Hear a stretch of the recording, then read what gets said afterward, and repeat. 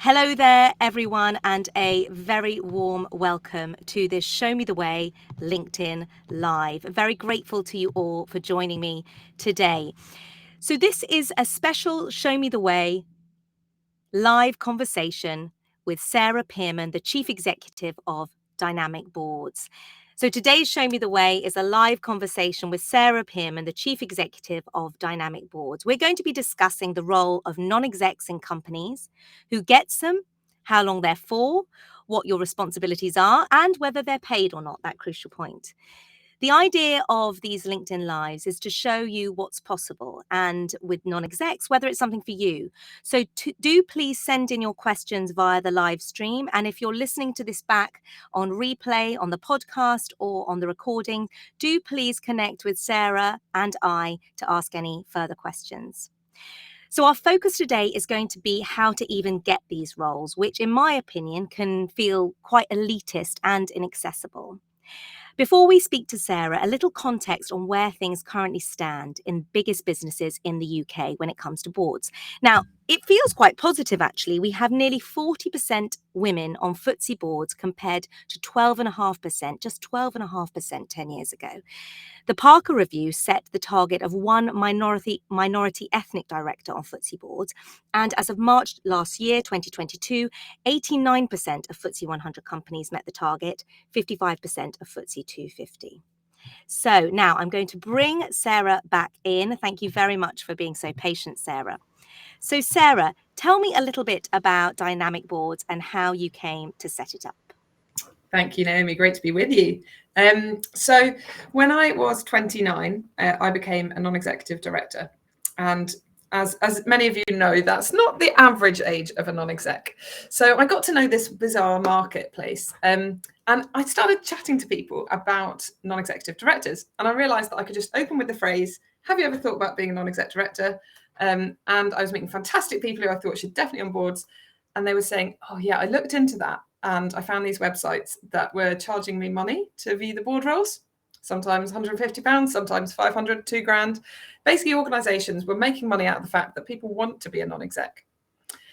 Some of them were fantastic and some of them were dodgy as. And I realised that this market was really putting off candidates. So there were fantastic people who were being put off just seeing the adverts. And I realised that actually, if you want to change the makeup of boards, at the very, very start, you've got to be able to just look at adverts for non-executive directors. So there are tons of problems in this market, lots that need solving.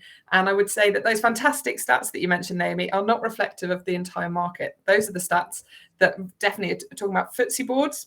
So step back and look at the rest of the UK. That's 200, 350 boards. There's a heck of a lot of organisations out there who definitely don't have those sort of stats on gender or ethnicity and are definitely looking to diversify their boards, both in those respects, but also in skills and other areas. But loads of people don't even hear about the roles. They don't even know how to find them. So that was the problem that I thought I'd set out and try and solve. That was you've come up with a solution. So tell us a little bit more about Dynamic Boards, what people can find when they look for you. Yeah, so we've made it free for people to sign up and check out non-executive. We love free. Okay, so we are not after your money. We want to just open up access and make it possible for anyone to have a look at non-exec roles. We don't decide who should be on boards. Ultimately, you apply for a role and you get it or you don't. That's not up to me to tell you whether you're ready to be a non-exec or not.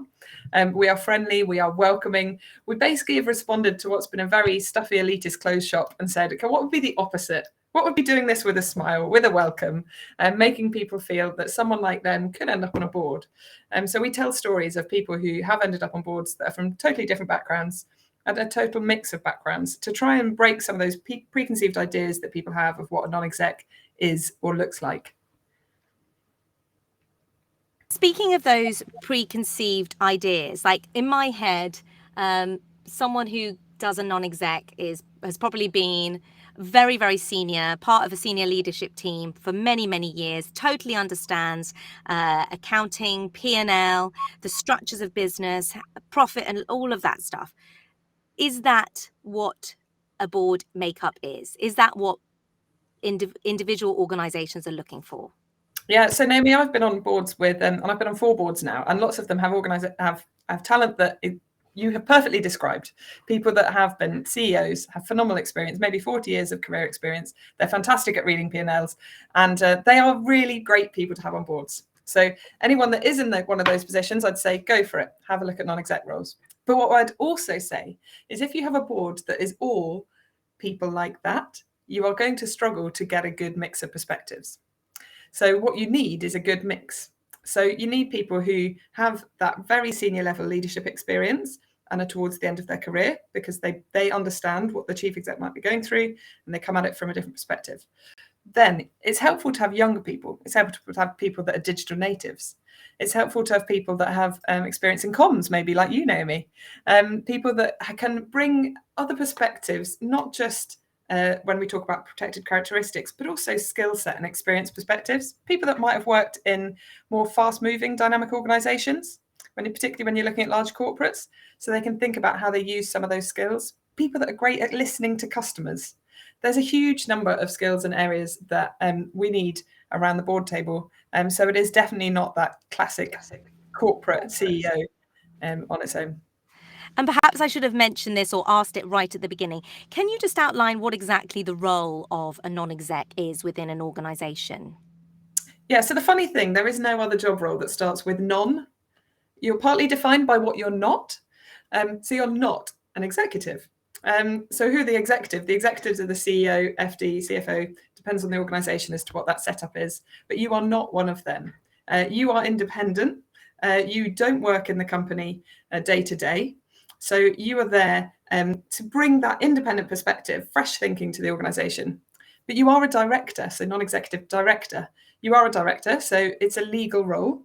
All companies must have directors.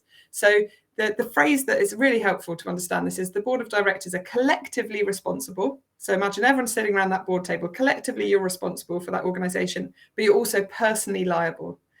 So every vote and every decision you make counts both for you as an individual, but also collectively in that responsibility. So you're responsible for the governance, the strategy, the decisions. You're a board member, so you're there for board meetings to make those decisions, but you're probably not just that.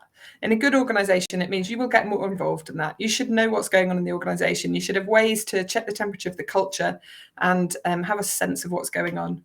That one helpful phrase is nose in, hands out. So you should have a good sense of what's going on. You should be curious. You should be asking questions, but you're not the one doing. So if you have a day job where you're doing a role day to day, it can be hard to get your head around the fact that this is bigger picture strategy. You are not involved in the day-to-day runnings of the company, but you should be interested in the runnings of the company.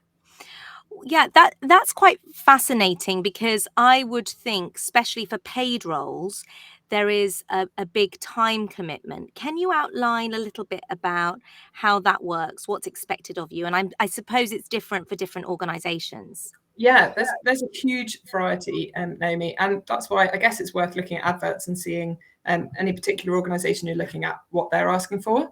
And I think some of them are better than others at accurately reflecting what the role will require. So as an example, you might be asked to work, on average, it might end up being 2 days a month that you're doing in a non-exec role. They might say that over the course of the year, there's 8 board meetings and they're in person for the whole day. Not all of them are like that. Some might have evening board meetings. For example, smaller housing associations tend to do that. But say it's 2 days a month, 8 board meetings a year that you need to physically be present for, an away day as well, an overnight stay with the board, and it might be 2 days. Then they might say, look, there's going to be reading on top of that. So when you start to think about this alongside your current responsibilities, you get a sense of, okay, that day I'm going to need to be fully out of the office.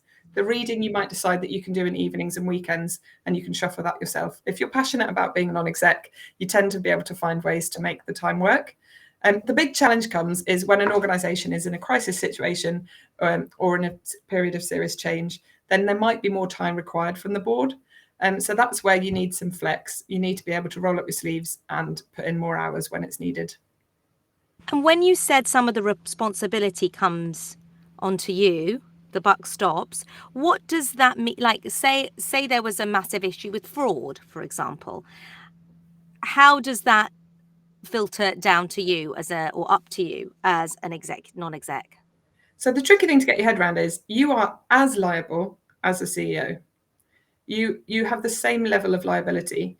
So you are duty bound. You have a statutory duty to exercise reasonable care, skill, and diligence. You shouldn't take the role unless you can. So you should think that you have the skill set and experience required to be able to do that role. But I would say if you naturally have self-doubt, then maybe ask other people whether you've got that skill set, because you might be putting yourself down. Well, and we'll come on to that, because there is, I was saying in my view of a non-exec as someone with 40 years experience. So, there's going to be a number of things that people watching today are going to question about their capability to do these things. Yeah. So I guess a key part of the board, coming back to your question, Naomi, is we need to exercise as non-execs reasonable care, skill, and diligence. That's our statutory duty as a director. So when it comes to fraud, for example, you might not be an expert in fraud when you join as a non-exec, and I think a lot of non-execs aren't. So what your job is as a board is to work out how you can get sufficient assurance that that organisation are managing their fraud risk sufficiently.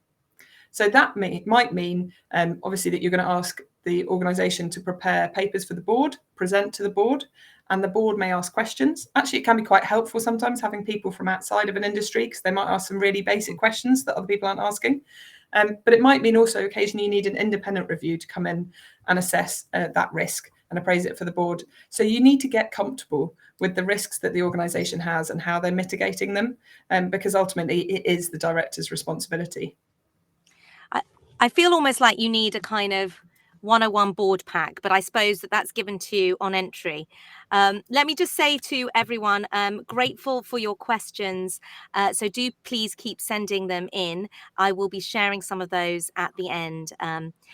So in terms of paid or not paid, what are the differences in terms of commitment, or are there none?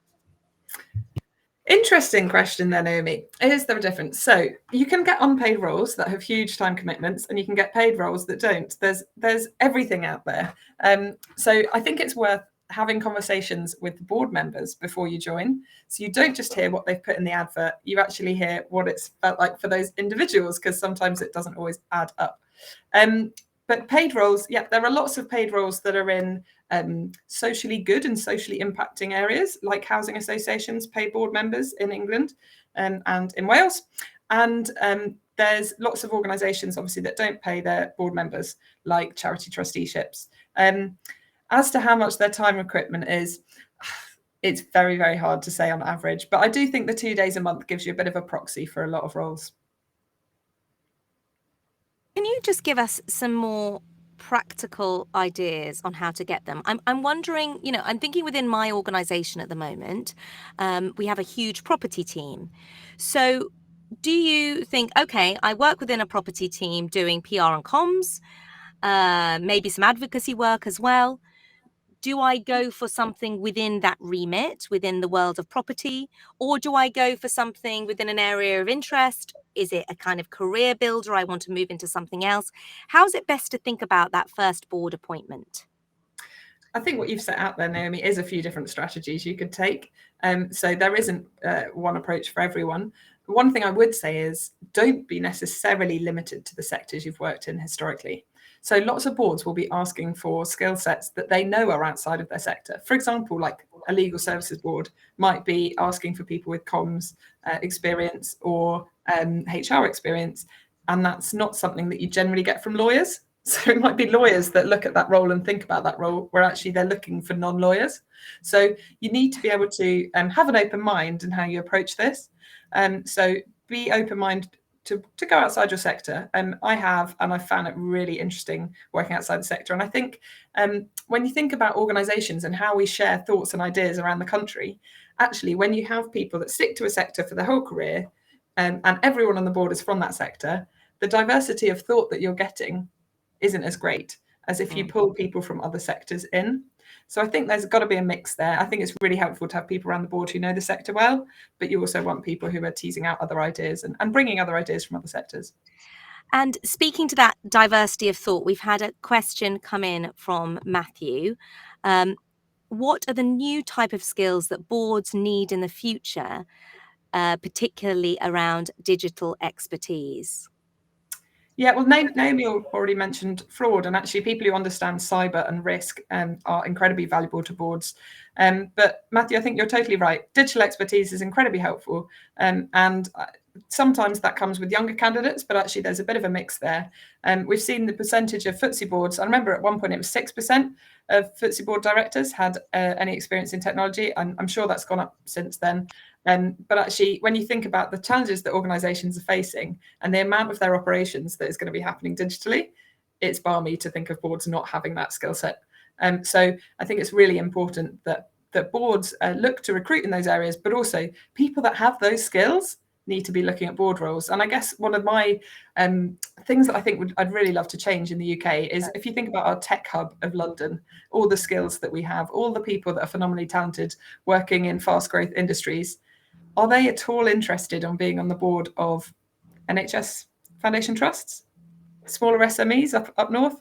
It would be fantastic in terms of levelling up of skills and experience around the country. It'd be fantastic if we saw more people with strong technology and digital experience considering those kind of roles. What I'd also say is younger startup companies are often really good at having to think about how they communicate to their customers and how they listen to their customers. And older organizations may not have had that experience in the same way. So actually customer listening is one of those skills that I think individuals can really bring to more established company boards. So not quite in the digital space, but actually lots of startups are really focused on that and could really aid UK SMEs with that skill set. I mean, I know certainly there are people, potential candidates listening in, I can see now, who have those digital skills. So I would urge them to have a think about that as well. What are the other things that you're seeing that boards are looking for that might be a bit different from what you've experienced over the last 10 years? Has there been a shift? Yeah, I think probably the biggest shift is digital. But I think there are shifts in other areas. So organizations are getting a better handle on the fact that they need to understand their employee base more, and actually listening to their employees and understanding that employee voice and making sure that the decisions that they make are positive for their employees. And I think one of the things they can do is looking at people who understand people, HR, that space. But I also think, Naomi, reputational crises are frequent amongst UK corporates and organisations. And I think people who've got comm skills like yourself have a lot to bring there. And I know that talking to other people, there's been lots of damaging things that have been said, particularly often by headhunters, about what skills are needed on boards. So someone might have been told that their skill set isn't needed on boards when in fact it is. And I think it's just keeping an open mind and making sure you look through adverts. I'd say often people get appointed to boards and you look at the advert and you think, this person doesn't actually have the skill set that was explained on that advert. So a big message is don't be put off by an advert. Right. If you think you've got a lot of value to bring to a board, then apply and articulate it wholeheartedly in your cover letter. I feel that quite a lot of the onus is on the individual, and I know that Dynamic Boards is doing a lot of work in trying to bring to life some of the board roles. Can you tell us a little bit more about how you're doing that so that people can engage with the platform? Yeah, so I guess non-exec adverts are traditionally quite dull. It's written text. It's someone stating a list of often responsibilities and then saying this is what we're looking for, and they might mention skill sets that have been copied and pasted in the same advert that they used 10 years ago. Yeah, and hopefully they've taken out the date. I have seen that recently. I was applying for something and I was like, no, that was 2 years ago. Yeah, and I guess I'm thinking, look, your organization's shifting, culture's shifting, how can you communicate well what you do and who you're looking for? And so one of the things that we've been doing and that's worked terrifically is doing video interviews like this one, Naomi, with a member of the board. So whether that's the chair, CEO, one of the other board members, to ask them what the organization does and who they're looking for. And generally through those interviews, it really brings the organization to life, gives them a chance to share a little bit more about what being on that board is actually like, some of the logistical elements, but also a bit of the culture. And I know that for candidates, whenever they watch those videos, they feel so much more welcome to apply for the roles. And often people are quite intimidated by the idea of the board. Once they've seen the individuals smiling and sharing honest reflections on their board and their practices, they don't feel as intimidated to apply. And as you said, it can feel very dry, right? And actually, as I look through some of the listings on dynamic boards, it wouldn't be something I would naturally go to. But if there's a video attached, I'm much more likely to click and have a listen. You know, we connect as human beings with Yeah, stories. yeah. And so if someone can put across their passion for the organization which they're working for, then, you know, that is really attractive. Definitely, definitely. And I know for candidates, you know, particularly if we want to win round people who have not been considering non-exec roles before, we're going to have to do something fresh. And in terms of where the majority of your board roles are on dynamic boards, what sectors do they cover? So we've got a total mix. We've got lots of roles that are from NHS trusts, housing associations, building societies, public appointments, but we also have some private companies listing their roles on dynamic boards. We occasionally have a listed company. The frustration for me is that we can only advertise organisations that are willing to put their role out there and let the big wide market consider applying for it. And sadly, there's an awful lot of companies in the UK that don't advertise their board roles. They might just go through a headhunter, or even worse, they might just go through their golf club buddies or their accountant's friends. And what I would say is to headhunters and to those that are not going through any professional channel to find board members is we need to be out there. We need to be public. We need to let candidates explore non-exec roles and apply. If you are going through a recruitment process and you go to someone who goes to their little black book, finds 5 people, approaches them, that is not a rigorous process. It's not an inclusive process. And even if you manage to improve the diversity on your board, I don't think that process stands up to judgment. I think we need to be far more open and democratic in how we look to apply to our boards. These roles, often on the boards of organisations that all of our pension schemes are invested in, these roles are making top level decision making, making decisions at the top level of governance in the UK all the time. So we need to make sure that those people get there in the right way, and that we have the best possible mix of people making those decisions. And do you think that sits with legislators, or does it sit with the companies? So do we need the government to come down harder in terms of transparency? So interesting you say that. The government actually advertise all their roles. So all the public appointments are out there. So they would say they're doing it from a transparency perspective. What happens afterwards isn't always as strong, because often public appointments go to ministerial contacts. So it's not actually that open a process. But I mean, for example, if as we know now, I think it's companies with over either 100 or 200 employees have to submit their gender pay gap reporting. So if we were to do that for all companies, not just listed companies, to say you have to put on an open platform. Advertise your Yeah. board roles. Yeah. I think it'd be phenomenal, Naomi, if they had to do that. I think it would really open up the market. There we go. That's the challenge for this year, Sarah. It's definitely a good challenge. I guess I'm always wondering whether it's carrot or stick, and I'm probably more in favour of a carrot model. So I really want organisations to feel inspired when they hear about and see boards that have a really good mix of talent, to think, actually, that's what we need to do. I think I really want to inspire the market in this respect.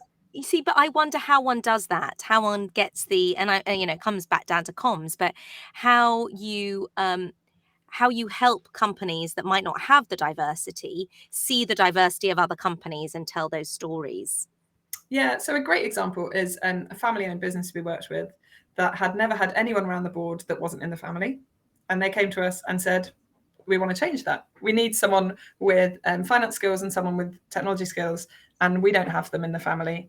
And we recognise it would be good for independent thought to get a mix here. And they used dynamic boards, did a great video, really friendly, and they recruited 2 people.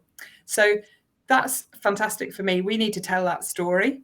We need to help them talk to other privately owned companies that maybe don't have that independent thought around the table, to get them excited about that idea. So yes, Naomi, it's definitely a big challenge for me, and definitely a comms challenge over the next year.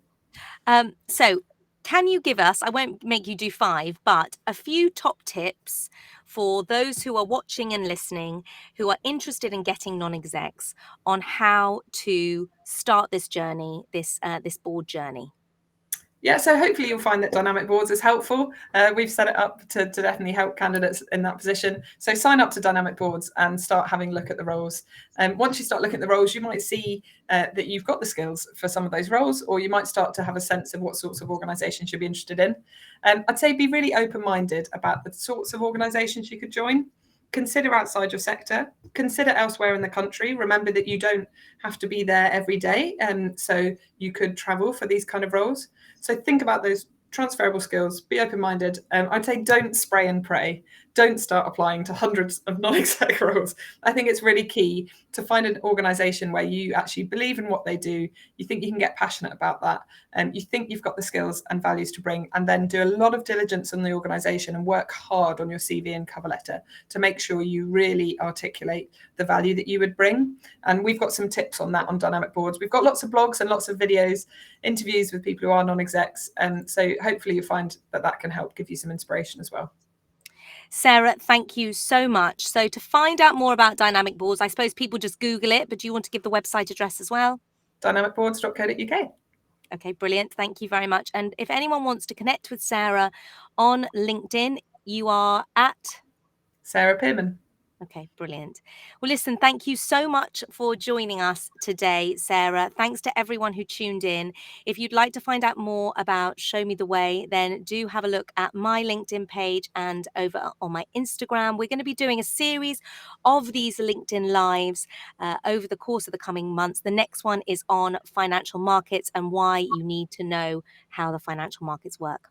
That just leaves me to say thank you so much for listening, and until next time. Thank you, Naomi. Bye.